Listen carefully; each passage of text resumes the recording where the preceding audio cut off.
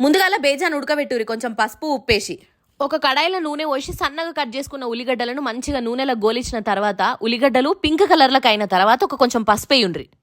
ఇక అల్లం వెల్లుల్లి పేస్ట్ డైరెక్ట్ వేస్తే మొత్తం కడాయికి అంటుకపోతుంది. అందుకే ఒక చిన్న గిన్నెలో కొంచెం తీసుకొని వాటర్ మిక్స్ చేసి కడాయిలో పోయుర్రి. ఒక 2 నిమిషాలు అట్లనే ఉంచుండ్రి. ఇక తర్వాత సన్నగా కట్ చేసుకున్న కొత్తిమీర కూడా వేయుర్రి. కొత్తిమీర వేసినాక ఒక 2 నిమిషాలు గోలిన తర్వాత కొంచెం ఉప్పు కొంచెం కారం వేయుర్రి. ఇంకా ఇప్పుడు ఆ ఉడకబెట్టిన బేజాని 4 భాగాలుగా మంచిగా నీట్గా కట్ చేసిన తర్వాత ఆ ఉడుకుతున్న ఉల్లిగడ్డలల్లో వేసేయండ్రి.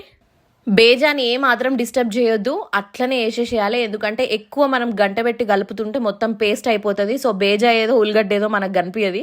ఒక 2 నిమిషాలు అట్లనే వచ్చి లాస్ట్కి కొంచెం పెప్పర్ పౌడర్ అయితే జల్లుండ్రి. ఖతం, వేడి వేడి బేజా రెడీ. ఇంకా సర్వింగ్ ప్లేట్లోకి తీసేసి సర్వ్ చేసుకున్నా. అండ్ ఈ కళ్ళు అయితే పొద్దుగాల అల్లుడు కోసం అని చెప్పి మా నాన్న తీసుకొచ్చిండు. కళ్ళు టేస్ట్ అయితే అదిరిపోయింది. సో ఇంక అలా సండే కాబట్టి మా ఆయన మంచిగా టీవీ చూసుకుంటా చిల్ అవుతున్నాడు. సో ఈరోజు సండే నువ్వు ఒక్కరోజు నాతోనే టైం స్పెండ్ చేయాలని చెప్పిన నేను. టేస్ట్ చేసిన తర్వాత జబర్దస్త్ ఉందని చెప్పి కాంప్లిమెంట్ ఇచ్చిండు. చాలు, ఈ జీవితానికి ఇంకేం అవసరం లేదు అన్నట్టు అనిపించింది. మరి ఇలా అవుతారం కాబట్టి మీరేం అనుకున్నారో కింద కామెంట్స్లో చెప్పండి.